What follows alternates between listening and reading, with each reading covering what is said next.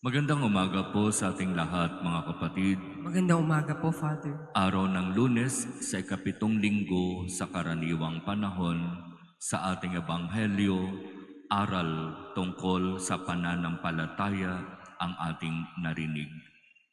Kwento kung saan isang ama ang lumapit sa mga alagad para ipakiusap ang kagalingan ng kanyang anak na sinasabi niya simula pa sa pagkabata ay pinahihirapan na ng masamang espiritu.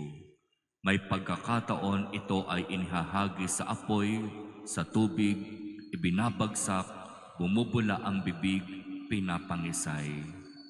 Ganito ang sitwasyon nitong batang ito simula pa nung ito'y maliit hanggang sa pagkakataon na siya'y ilapit kay Jesus. At merong magandang puluting mga pananalita dito sa kwentong ito. Matapos na tanungin ni Jesus ang sitwasyon ng bata, ang sabi ng ama, "Kung may magagawa po kayo para sa aking anak, mahabag po kayo sa amin, tulungan ninyo kami." Yung mga unang salita na binitiwan ng ama ay salita ng kakulangan sa pananampalataya kay Jesus. Kung may magagawa.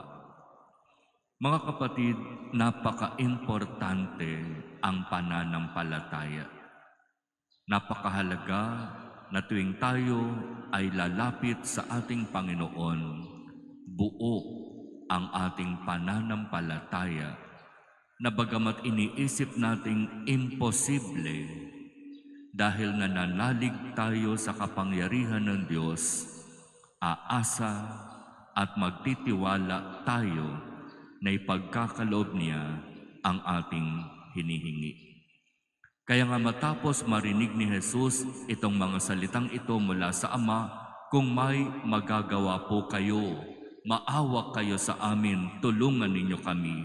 Sabi ni Jesus sa kanya, "Kung may magagawa?" Bakit? Hindi ka ba naniniwala sa kapangyarihan ng Diyos?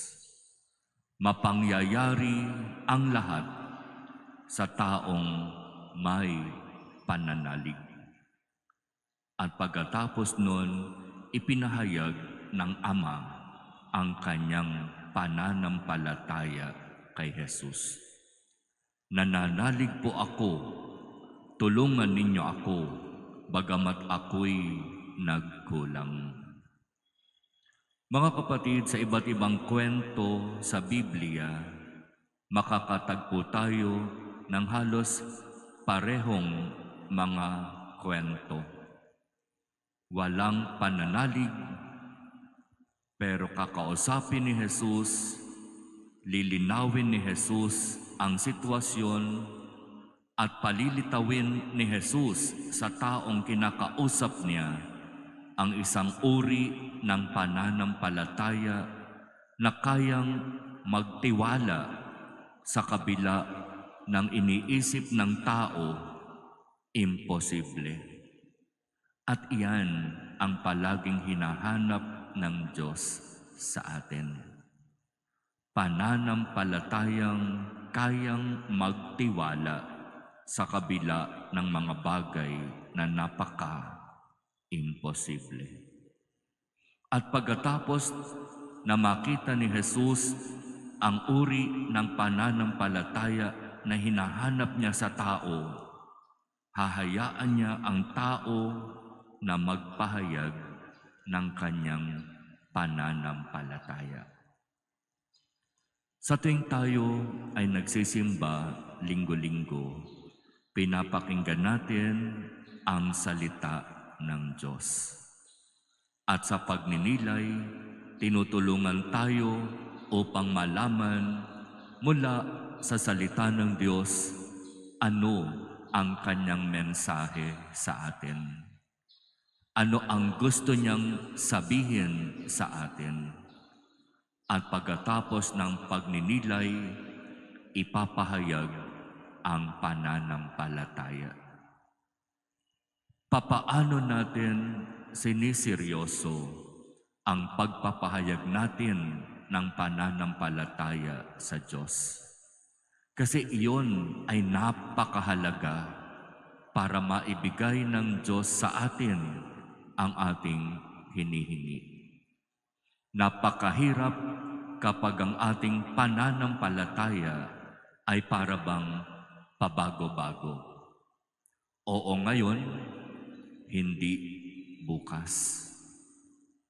Oo ulit sa susunod na araw, hindi na naman sa mga susunod pa. Pabago-bago. Ang pananampalataya sa Diyos ay dapat matatag, matibay, anuman ang dumating, mananatili pa ring nananampalataya. Sapagkat ang kinakapitan, ang inaasahan, ang Diyos. Ipahayag nawa natin ang sarili nating mga bersyon ng pananampalataya kay Jesus sa bawat mga sitwasyon, sa bawat mga pagsubok na ibinibigay niya sa atin.